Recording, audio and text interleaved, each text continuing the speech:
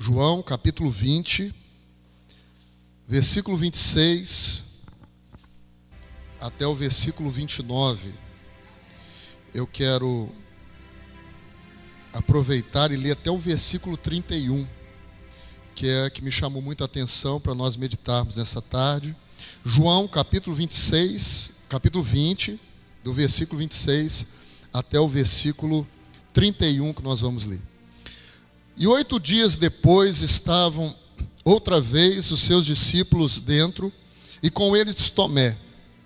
Chegou Jesus, estando as portas fechadas, e apresentou-se no meio e disse: paz seja convosco. Depois disse a Tomé: põe aqui o teu dedo e vê as minhas mãos, chega a tua mão e põe-na no meu lado, não sejais incrédulo, mas crente. Tomé respondeu e disse-lhe: Senhor meu e Deus meu. Disse-lhe Jesus: porque me viste, Tomé, creste. Bem-aventurados os que não viram e creram. Jesus, pois, operou também em presença de seus discípulos muitos outros sinais que não estão escritos nesse livro. Estes, porém, foram escritos para que creais que Jesus é o Cristo, o Filho de Deus, e para que, crendo, tenhais vida em seu nome. Senhor meu Deus, a tua palavra foi lida. Fala conosco nessa tarde. Retira do nosso meio todo impedimento, Senhor. Tudo aquilo, meu Deus, que é colocado como barreira, como impedimento de nós entendermos plenamente a tua palavra. Perdoa os nossos pecados, as nossas falhas. Ministra aos nossos corações. O Senhor conhece a necessidade de cada um de nós que nos encontramos aqui. Esconda, meu Deus, atrás da cruz do Calvário. Importa que tu cresças, que eu diminua e que o teu nome seja glorificado. Amém e amém. Diga graças a Deus. E pode se assentar no seu lugar. Aleluia. Irmãos, esse texto que nós lemos, versículo 26 diz assim: 8 dias depois. Depois de quê? A gente precisa ver os versículos anteriores para entender o contexto. 8 dias depois estavam outra vez os discípulos dentro. Dentro de onde? A gente só vai entender isso lendo os versículos anteriores. A partir do versículo 19, a gente vai entender, Jesus havia ressuscitado, aparecido algumas mulheres lá próximo do local do sepulcro, elas foram correr, avisar os discípulos, e eles ficaram reunidos dentro de um lugar, com medo dos judeus, porque eles tinham medo de morrer. A morte de Jesus foi uma morte cruel, dolorosa, que era reservada para os piores criminosos. Jesus foi açoitado, coroado com a coroa de espinhos, seus cravos, pregos, traspassaram as suas mãos, seus pés. Foi colocado numa cruz de forma humilhante, sem ter cometido nenhum pecado. Diga para a pessoa que está do seu lado: e foi por causa de você. Se você não está perto de ninguém, acha alguém por perto aí e fala para ele: foi por causa de você. Foi por causa de nós. Jesus morreu naquela cruz. Aleluia. Só que ele não ficou lá crucificado. Ele foi retirado do madeiro. Foi levado para o sepulcro. 3 dias depois. É forte. É maravilhoso. As mulheres chegam lá trazendo ungüentos, perfumes, especiarias. Aí o anjo vira para ela e fala assim: por que buscai o vivente entre os mortos? Ele não está aqui, mas ele ressuscitou. Aleluia, glória a Deus. Irmãos, é fundamental nós falarmos a respeito da ressurreição de Jesus, porque se ele tivesse só morrido, a vitória não seria completa. Mas ele morreu, ressuscitou e vive para todos sempre. Todos os fundadores de religiões em torno do mundo, você vai e acha o sepulcro do cara e até alguns restos mortais, dependendo de quanto tempo essa religião foi fundada. Mas se você for lá em Jerusalém, o sepulcro está vazio. Jesus ressuscitou. E é interessante, irmãos, o que é a fé. Irmãos, eu creio tanto nisso, com toda a força da minha alma, que é como se eu estivesse assentado lá, vendo aquela pedra sendo removida e vendo Jesus sair caminhando de dentro daquele sepulcro. É como se eu estivesse assentado lá. Eu não preciso de nenhuma comprovação arqueológica, não preciso de nada. A minha fé me mostra isso. Isso é fé. E aí eu vou entender o que Jesus disse para Tomé nesse texto. Você creu porque você viu. Bem-aventurados os que não viram e creram. Irmãos, nós somos chamados de bem-aventurados. Alguém viu Jesus aqui? Vai que alguém levanta a mão que você teve uma experiência sobrenatural, eu vou ficar com carão, né? Mas, em condições normais, né? A gente já ouviu testemunhos, né? Você procura na internet, você vai ver testemunho de gente dizendo que teve um encontro de ver Jesus. E eu não vou discutir com ninguém com relação a isso. Mas eu perguntei aqui, ninguém viu. Ninguém viu Jesus, por isso que a Bíblia nos chama de bem-aventurados. Porque mesmo sem tê-lo visto, nós cremos com toda a força da nossa alma. Irmãos, o Jesus histórico, que nasceu lá em Belém, foi criado lá em Nazaré, em nenhum lugar do mundo se discute que houve um Jesus que nasceu lá, um Jesus histórico. E nem se discute que ele morreu. Mas só aquele que serve a Deus crê de fato que ele ressuscitou no terceiro dia. Essa é a nossa fé. Que coisa tremenda.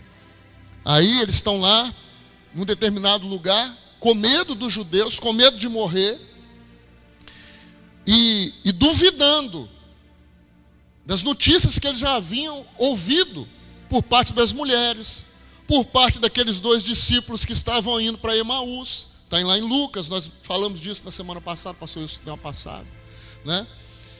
Eles já tinham ouvido, mas ainda assim duvidavam. Quem andou com Jesus, ouviu da própria boca de Jesus, Lucas 9, 22, Jesus disse: importa que o Filho do Homem seja entregue na mão dos gentios, morra, mas ressuscite no terceiro dia. Mas mesmo assim eles não acreditavam. Eles não tinham confiança suficiente para crer que isso ia de fato acontecer. E aí Jesus se coloca no meio deles. E diz a Bíblia, eu vou até ler aqui no versículo 19, depois nesse versículo nós lemos 16, também está dizendo isso. Mas, chegada pois a tarde daquele dia, o primeiro dia da semana, dia que Jesus ressuscitou, cerrada as portas onde os discípulos, com medo dos judeus, se tinham ajuntado. As portas estavam fechadas. Não tinha uma janela aberta, não tinha porta aberta, eles estavam num ambiente fechado. E diz a palavra que Jesus chegou e se pôs no meio deles. Jesus não bateu na porta, Jesus não abriu a porta. Jesus passou pelo meio da parede e apareceu no meio deles lá. Isso é o que nós podemos entender por corpo glorificado. Porque se podia apalpar o corpo de Jesus, o corpo físico dele, mas por outro lado ele não tinha limitação física, porque ele passou por dentro da parede, por dentro da porta e apareceu lá. Isso é um corpo glorificado. Era possível tocar no corpo dele, como a gente viu aí que Tomé tocou, ou pelo menos Jesus falou, pode tocar, toca aqui nas minhas feridas. Ele tinha corpo físico, nesse mesmo texto ele quis comer, ele se alimentou porque ele tinha um corpo físico, mas um corpo glorificado. Esse é o corpo que está reservado para mim e para você um dia, amém? Graças a Deus.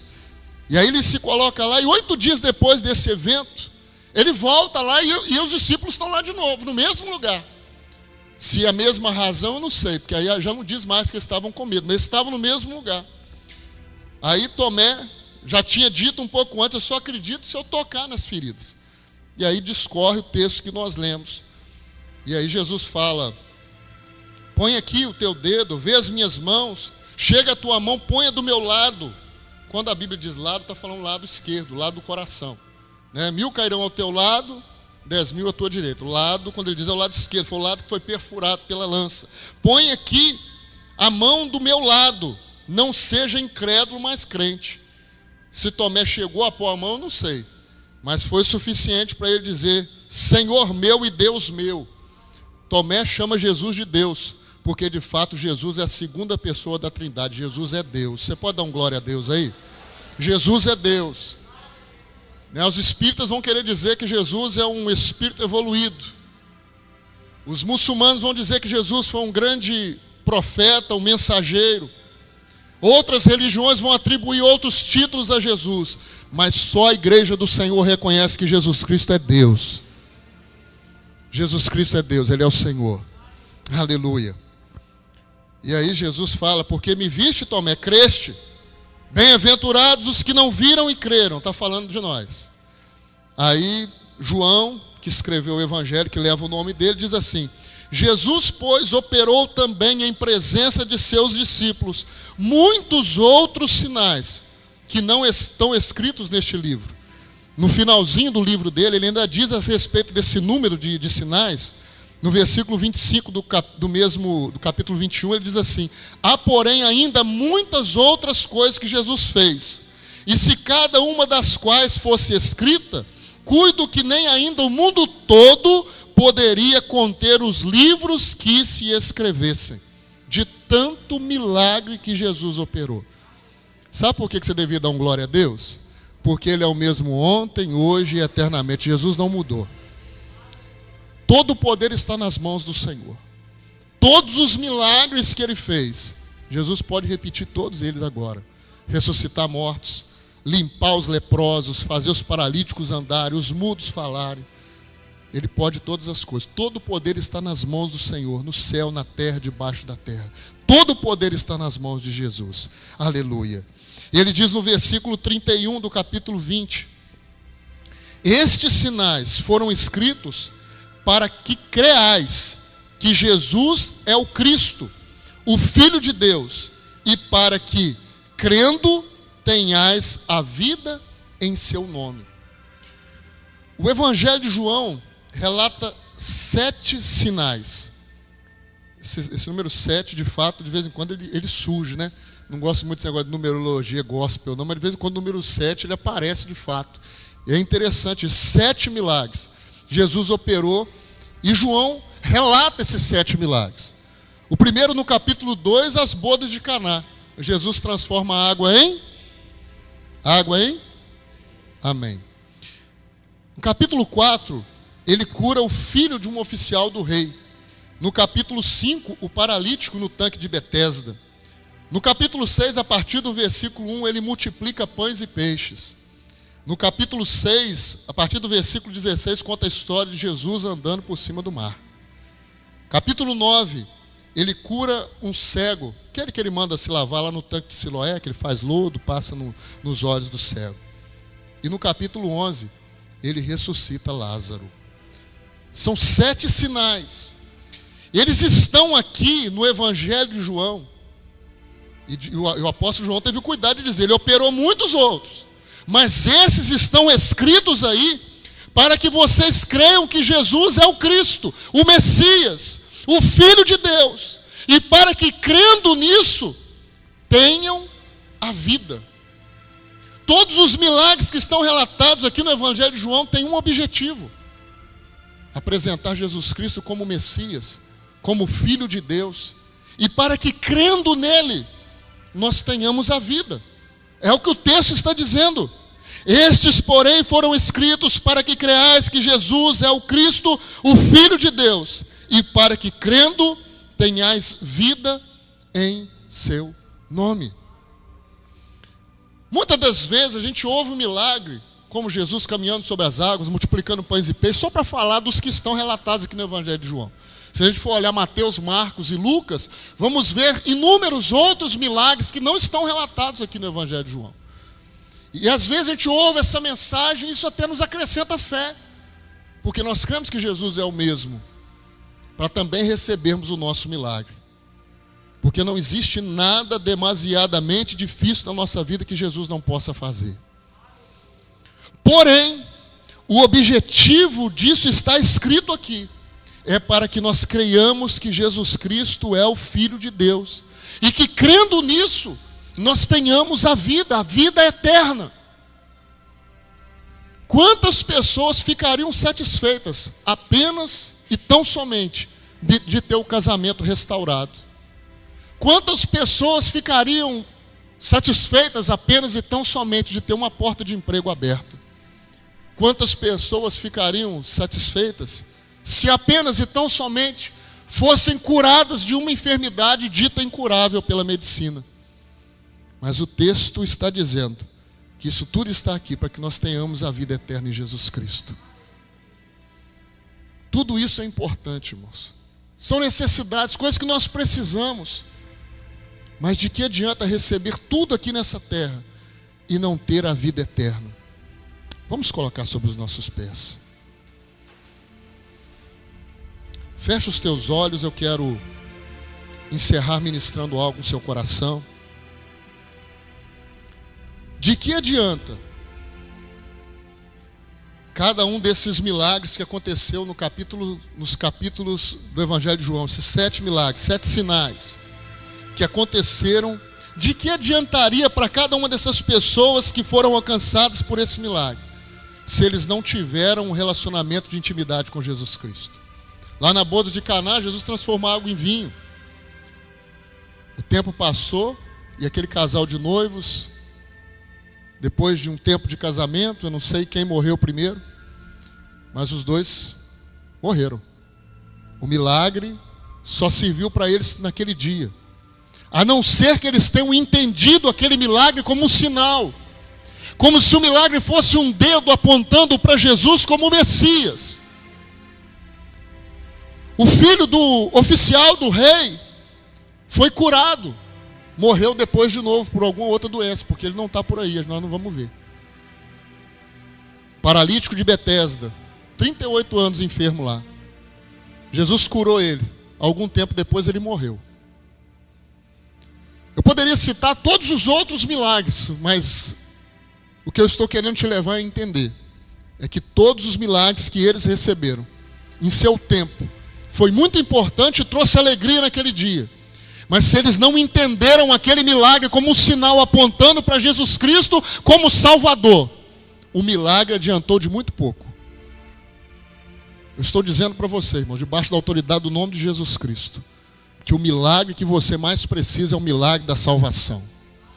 Tudo mais que nós achamos que precisamos e damos a ela um caráter de urgência, vai ficar aqui o dia que a gente morrer. Mas se eu tiver um encontro com Jesus Cristo, isso eu vou levar para a eternidade. Talvez você possa estar pensando assim: pastor, eu vou deixar para amanhã.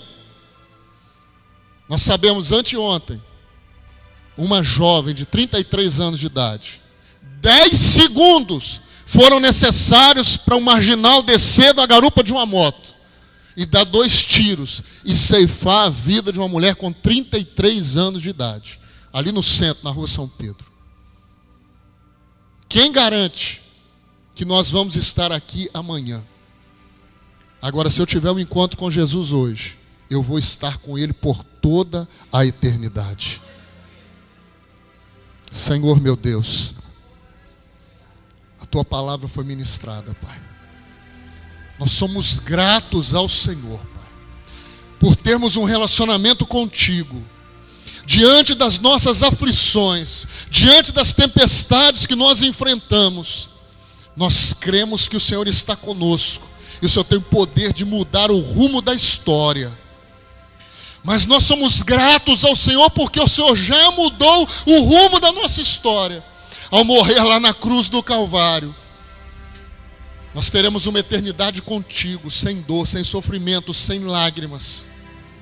Tudo isso vai passar no dia que nós tombarmos aqui. Nós vamos ter um encontro com o Senhor pessoal. Nós vamos olhar o Senhor face a face. Finalmente o veremos como de fato o Senhor é. Meu Deus, que o Senhor esteja alcançando vidas aqui nessa tarde. Meu Deus, que o Senhor esteja sustentando aqueles que já te conhecem, que já te servem, para enfrentarem as adversidades, as lutas, as dificuldades. Porque quando findar a nossa história aqui, nós vamos poder declarar: valeu a pena. Valeu a pena estar com o Senhor. Meu Deus, opera a Tua salvação aqui nessa tarde, Senhor. Aleluias.